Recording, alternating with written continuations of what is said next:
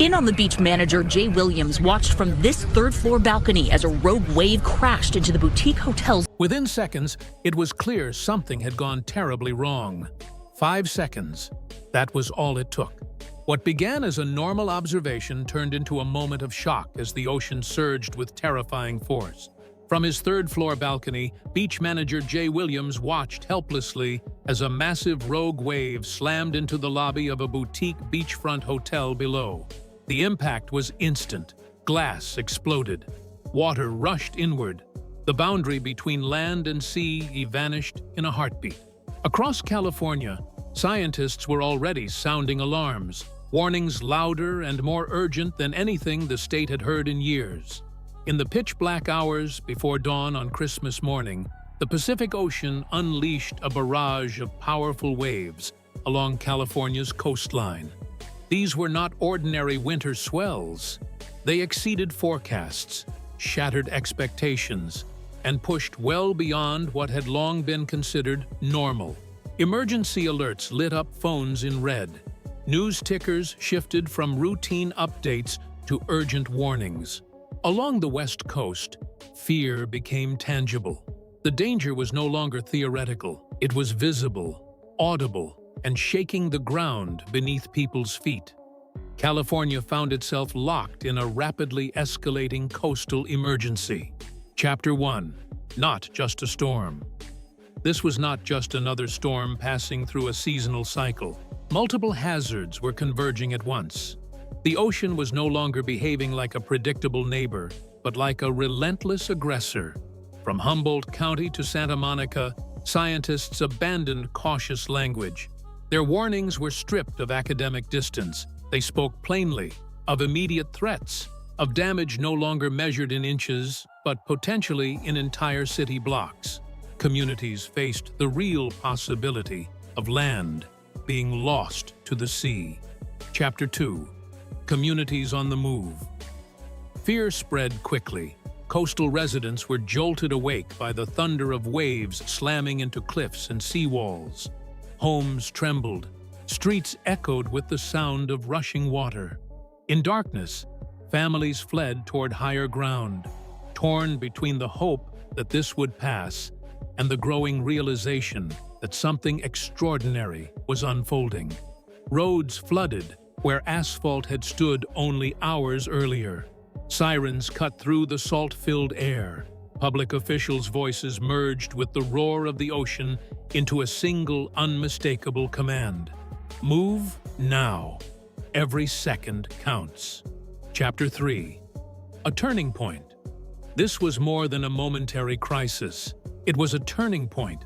Inside emergency operations centers, live data scrolled endlessly across glowing monitors. Floodplain maps were redrawn in real time. Evacuation zones expanded by the hour. Families huddled in shelters while scientists confronted a chilling question. Were they witnessing the beginning of a new era for California's coastline? One that would permanently redefine life along the Pacific. Chapter 4. The Invisible Battle. And the danger did not stop at the shoreline. What unfolded on beaches, bluffs, and battered breakwaters was only the surface of a much deeper story. As towering waves pounded harbors, highways, and homes, researchers monitored unseen processes capable of transforming a coastal emergency into a generational disaster. Beneath the sand, underwater sensors quietly recorded incoming wave energy, and something more troubling. The land itself was responding. Each pulse from the Pacific delivered more than water. It brought pressure, stress, structural strain. Seawalls designed for what were once considered once-in-a-century events began to fail. Bluffs weakened. Ancient layers of sand, clay, and bedrock absorbed shock after shock. In some areas, erosion crept forward slowly. In others, it struck violently and without warning. Chapter 5. Compound Disaster. In laboratories and field stations, the mood darkened.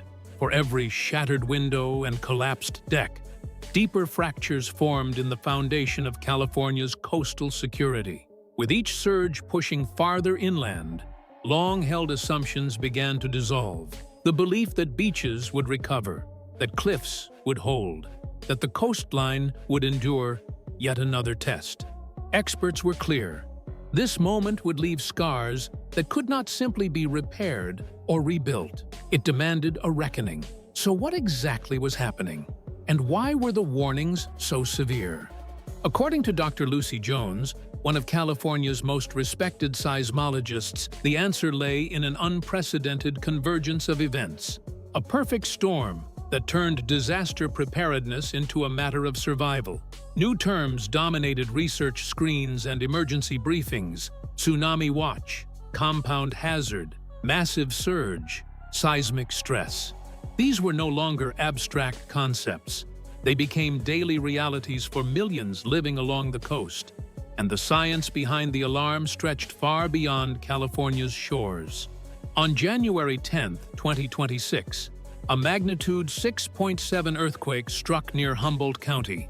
Initial assessments suggested no tsunami threat, but that quake was only the opening chapter. Days later, a far more powerful seismic event erupted off Russia's coast, a massive magnitude 8.7 earthquake that sent shockwaves racing across the Pacific Basin. Within minutes, global alerts were issued. California's entire coastline was placed under a tsunami watch, an escalation rarely seen in recent decades. The energy released by that quake traveled eastward at incredible speed. Scientists at institutions like Scripps Oceanography tracked the movement as deep-sea buoys registered abnormal wave behavior. But the data revealed something deeper. The Pacific was already primed. Months, perhaps years, of environmental stress had built silently beneath the surface. Sea surface temperatures had risen by fractions of a degree. Changes that seem small, but across thousands of square miles dramatically amplify wave power and erosion potential. Ocean currents shifted. Protective sandbars and kelp forests were battered into near disappearance within days. The phrase mega tsunami surged through social media and headlines. Officials moved quickly to calm fears, emphasizing that a true mega tsunami remained highly unlikely based on quake mechanics. Still, public anxiety was not unfounded. California's margin for safety had grown dangerously thin, and on Christmas morning, reality overtook optimism. Forecasts had initially predicted elevated surf, but as conditions worsened, advisories escalated rapidly. The National Weather Service issued urgent alerts across Southern California, from Los Angeles and Ventura to Orange and Santa Barbara counties. As satellite and buoy data streamed in, residents stared at a coastline transformed. Holiday lights once reflected on calm water were replaced by lightning flashes and a violently surging sea. Beaches stood empty. The laughter of joggers and families gave way to the deafening roar of waves. Before sunrise, reports poured in. Roads flooded in Pacifica, fences torn away in Newport Beach, boardwalks erased by single monumental surges. By dawn, helicopters surveyed homes clinging precariously to eroding cliffs. Bluff edges crumbled by the hour. What had drawn surfers only days earlier had become an unfolding crisis. Dr. Marcus Ellery, a coastal geologist, summarized it bluntly on local radio. This isn't just flooding. This is the coastline recalibrating itself. Some of these changes aren't temporary, they're erasers, and the scale of risk extended far beyond individual towns. Sensors beneath the sand recorded not only wave impacts, but subtle seismic shifts. This was no longer just about what the ocean was taking, but what the land itself was giving up. Each lost yard of beach, each collapsed retaining wall, each flooded foundation hinted at a system retreating under cumulative pressure. When extreme waves collide with rising seas and sinking land, the result is what scientists call a compound hazard. Multiple threats amplifying each other beyond historic models. Lives changed overnight. What began as a temporary emergency stretched into something deeper and more disturbing. Cleanup crews watched their progress undone with each tide cycle. Families who never considered themselves at risk saw water pour into basements and crawl spaces. U.S. Geological Survey data revealed water levels exceeding records set decades earlier. Flood protection zones were overtopped before noon. Evacuation maps, long considered conservative, failed for the first time. Beneath it all, an even quieter danger emerged. Subterranean sensors detected gradual land subsidence, the slow sinking of ground beneath entire communities. With each surge, that process accelerated. Power grids failed as saltwater breached substations. Cell towers went dark just as alerts were most needed. Emergency messaging shifted from guidance to commands. Leave now before you lose your signal. For some, the message arrived too late. Search and rescue operations replaced routine patrols. Lifeguards navigated flooded streets by boat. Firefighters mapped sinkholes as they formed. By midday, the illusion of a single storm had vanished.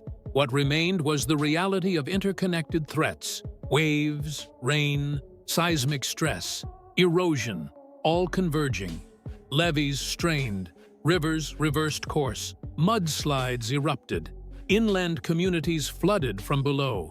Satellite time-lapse imagery compressed years of erosion into a single day.